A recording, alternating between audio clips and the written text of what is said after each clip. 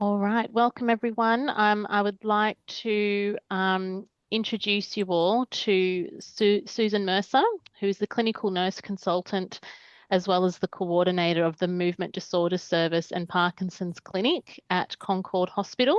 A few of you may know Sue already. And today Sue is going to talk to us about fatigue and pain management. So over to you, Sue, when you're ready. Hi, everyone. So fatigue and pain management in Parkinson's, massive topic. I'm so glad Stacey asked me to talk about this because it's something we get asked about in clinic all the time. I think there's an increasing awareness of these symptoms now compared to 10, 20 years ago when they weren't discussed. And so I just thought I'd do a general overview and then open it up to the audience to questions, because obviously you have questions and you have a lot to share with the group about these symptoms. So we're talking about the non-motor symptoms of Parkinson's, the things that other people can't see that you're experiencing, pain and fatigue. Very difficult to get assessed by a non-knowledgeable doctor and very hard to explain to your family and loved ones, but can be quite disabling to you. So good that we can have a discussion about it today.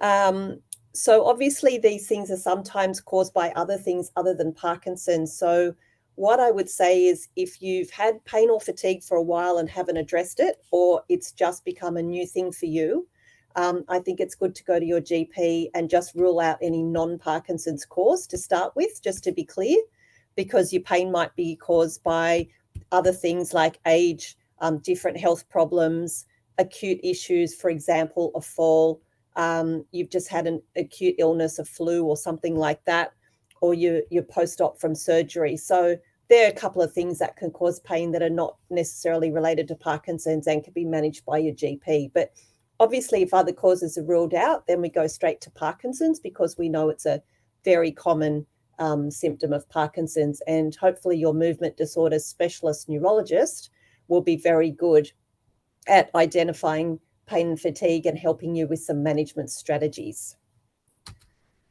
So as we said, pain and fatigue are very common and can be very disabling non-motor symptoms of Parkinson's and other Parkinsonian syndromes, so Parkinson's plus as well. They affect many people with Parkinson's. It's fairly rare to meet someone who's in the moderate stage of Parkinson's who will not identify some pain and fatigue at some point. And if they don't raise it with us and we ask them about it, then generally they will acknowledge that that's present. So pain can be present in various ways, usually musculoskeletal, and it can come on particularly with dystonia and also with dyskinesia. They're the common times that people will notice the acute pain. Whereas fatigue can be physical and or mental. It can be quite disabling. It can be intermittent, or it can be kind of there all the time.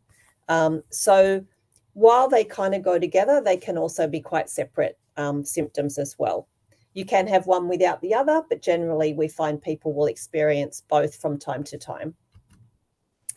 So as we said, mostly musculoskeletal pain, which a Parkinson's physiotherapy can usually identify and help you with exercises that can help, strategies, sometimes equipment and things like that.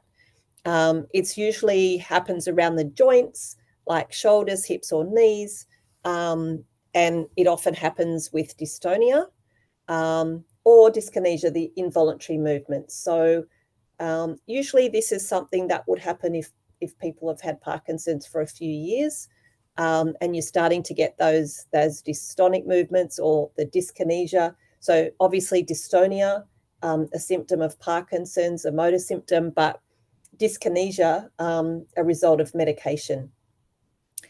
In relation to the motor fluctuations, some people get their pain when they're off.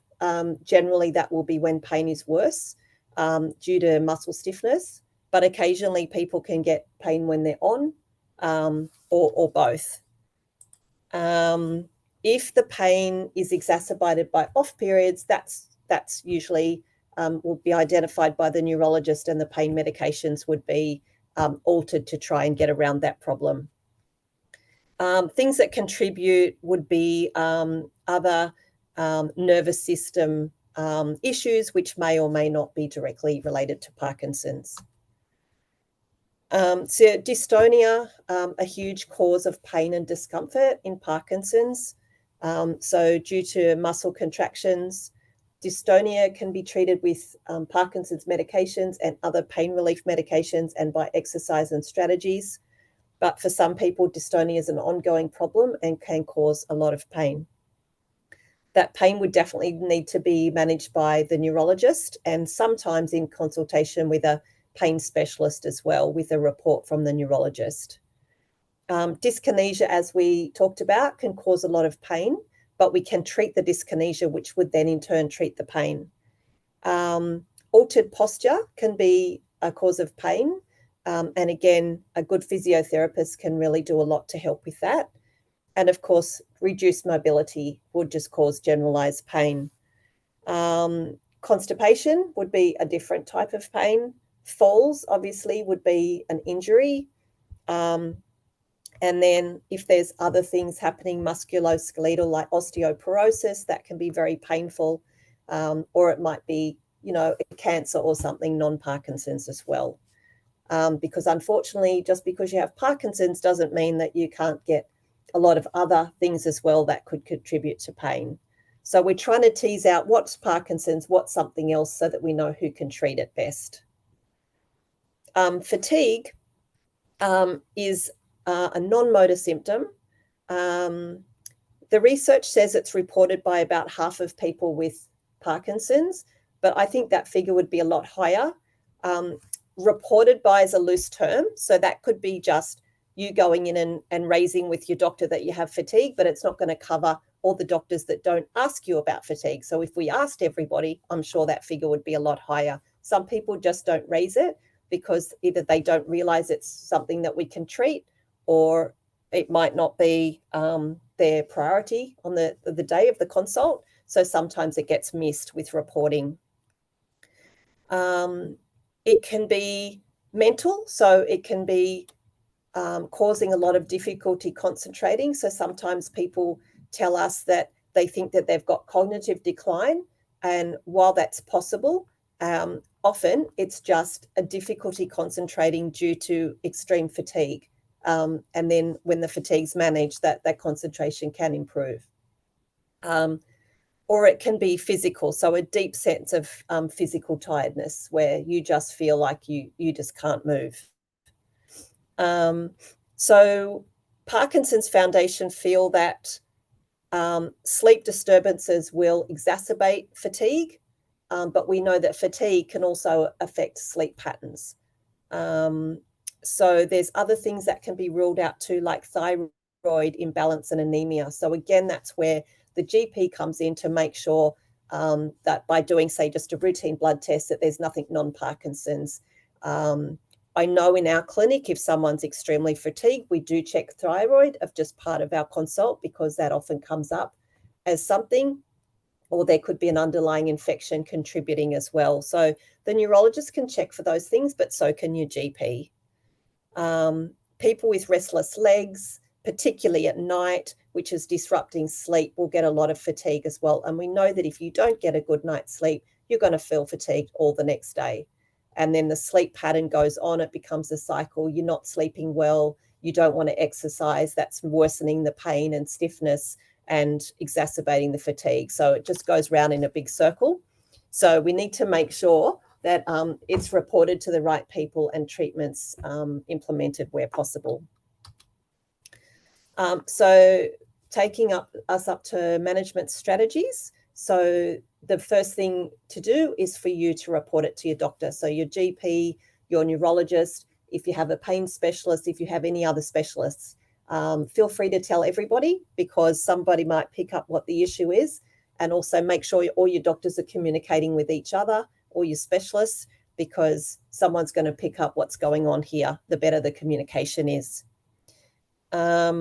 So medication adjustment from Parkinson's, if the GP's ruled out any non-Parkinson's factors for your pain and fatigue, we would look at your Parkinson's medication. So are we medicating you the best way for you in your daytime, in your nighttime? Are we addressing what you need to do in your day? You know, you're giving us your plan of how much energy you need at certain times of the day. Do you have to work? Do you have to look after children? And we're medicating based on your routine. And we need to be overviewing that all the time. But particularly if there's pain and fatigue that are causing you to not be able to do what you want to do, then it's really, really important for us to titrate the medications, because if we can get all of your motor and non-motor symptoms under control, there's more chance that we'll be able to tackle the pain and fatigue. There's other pain medications you can take as well as non-steroidal anti-inflammatories, if that seems to be something that would be targeted for your source of pain. But again, we will probably adjust the Parkinson's medications as a first line and then maybe introduce painkillers after that. And some neurologists will actually refer you to a pain specialist as well if they feel like there's a whole lot of pain medications that could help you after they've adjusted your Parkinson's medication and they're not getting the results.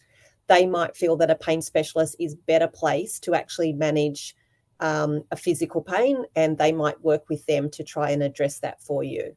But it's probably better not to go taking sort of strong painkillers from other doctors that haven't sort of gone through a pain service, or your neurologist as a first point of call. So things you can do while you're waiting to see the doctor or while you're waiting for a medication review, things you can do is what we call pacing activities. So it's, I guess, prioritizing the things that you need to do in your day, and maybe leaving some things that are not so urgent and doing the things that are more important to you first in the day when you're at your best. Spreading the tasks over the day to try and get some rest in between so that you're not going to exacerbate your fatigue. If you're really fatigued and you just try and go about your day as if you're not fatigued, it won't work. You'll be worse. So trying to just get some really important tasks done, and then have a rest and then go back to things, and trying to leave things that aren't urgent to later or maybe someone else in the household. Hydration and diet, really, really important. So you can see a Parkinson's dietitian if you think that might be helpful. But hydration is something you can address every day yourself, is just making sure that you're really well hydrated. It really will give you additional help with your energy levels and just generally feeling better overall. And of course, never to forget, it'll treat that constipation. Exercise. And now a lot of people will come into us and say, I can't exercise, I'm too fatigued. And I understand that the thought of doing exercise when you feel exhausted is just overwhelming. However, not exercising does not help fatigue, and actually exercise can help fatigue. So if you are able to get over that sort of psychological barrier of how am I going to do this, even a small amount of exercise, starting small and working up, the exercise will help with your fatigue, and it can possibly help with your pain as well. But again, if you feel like you just don't know where to start, you could see a Parkinson's specialist physiotherapy who could start you on a very small program and work up from there. So yeah, as I said, physical activity can help with fatigue and pain and just generally make you feel better overall with your Parkinson's. So the doctors can help you with this, and the physiotherapists. So hopefully you've got a team member who can help you with this. So treating underlying difficulties like sleep disturbance will help with the fatigue in your daytime, but it would be, I guess, something to work out with your neurologist whether you needed Parkinson's medications at night to help with the sleep due to managing Parkinson's symptoms, or whether it would be a sleeping tablet as such, which some neurologists will give you in the short term just to get over a sleep hurdle. It's generally not something we use in the long term with Parkinson's, we try and use Parkinson's medication, or in some cases we might try melatonin, which can be quite helpful as well. Getting support from your team members, your allied health and medical team members around this is really important. But again, it's up to you to raise this as an issue if they're not aware of it. And maybe taking some of your friends and family members to appointments so that they can be in on the discussion, so that doctors can help to explain to them about the pain and fatigue that comes with Parkinson's, because you might feel like you can't explain it very well. And we want the people around you to understand these non-motor symptoms, which is obviously difficult for them to understand, but we want them to know that you're not just being lazy if you say that you can't do something, that you've got these non-motor symptoms that they can't see and they're quite disabling to you, both mentally and physically, so that hopefully they can get to support you through this. I've just got this up. It's very unclear, but some of you would have seen it through just dealing with Parkinson's. But I just put it up as an interesting thing, because if you can see it, number 18 symptom is pain, which they've got 19 and pain's 18, which seems fairly low down the list, but also there's no fatigue there, which is interesting, isn't it? So it might be an old chart, because I think we cottoned onto pain a bit more before we realized about fatigue. So hopefully fatigue gets added to that.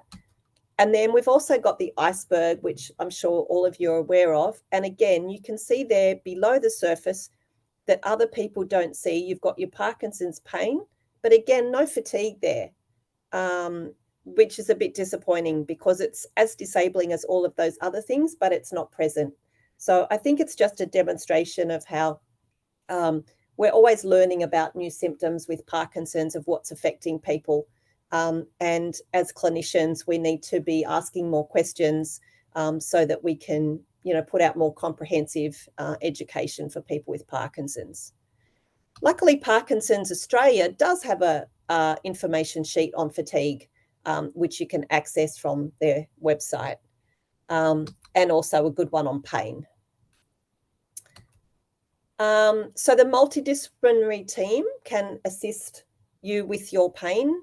So CNC, that's just a clinical nurse consultant. That's myself. There's nurses on the Parkinson's info line that you can talk to. There's probably nurses working in the centres that you visit, and they can help with education around Parkinson's, and also liaising between you and your doctors about these symptoms if you're finding it difficult to explain them. You've got your neurologists, your registrars, geriatricians, and I should have put on GPs to talk about medications, both Parkinson's medication and non-Parkinson's medication to treat these symptoms. Clinical psychologist and counsellor. Some of these symptoms can be alleviated by managing stress. So by starting off perhaps with just talking to someone about it, identifying the symptoms, talking it, and getting some understanding and support can be really helpful. Maybe doing some relaxation therapy, or in some cases, a psychologist might actually recommend the neurologist try some anti-anxiety or antidepressant medications, which can sometimes help as well in the short or long term. Physiotherapist, very important for exercise. So trying to get you on a program that you can manage, but so that you're doing some exercise to try and combat these symptoms, which would in turn help with your sleep. An occupational therapist can give some really good pointers on sleep hygiene. Dietitian, eat well, hydrate well, can't talk enough about those. And of course, if there's any swallowing and communication problems, a speech pathologist. Is it ever too early or too late to seek treatment for pain and or fatigue? No, never. Tell anybody who will listen. Every person with Parkinson's has a different battery of symptoms. We know there's 100+ documented motor and non-motor symptoms, and we know that everyone has a different group of them. So you need to make sure that your specialists understand what is happening with you so that you get the right therapy plan. Don't forget Parkinson's New South Wales info line, and the organisation which can help with education, seminars like we're doing today, support with their counsellors and support groups. Just some resources from today. Obviously, I tapped into Parkinson's New South Wales, Parkinson's Australia, Parkinson's UK, and the Parkinson's Foundation. So I wanted to give you a bit of an overview of these symptoms today, but if you have a lot of pain and or fatigue, you can actually do your own research for your specific issues. But I thought this was a good starting place for you to perhaps look into this further. Just be careful when you're Googling that you're using a resource such as these, because there's a lot of misinformation out there. So you can always check in with us or Parkinson's New South Wales about it if a reference is credible or not, if you're not sure.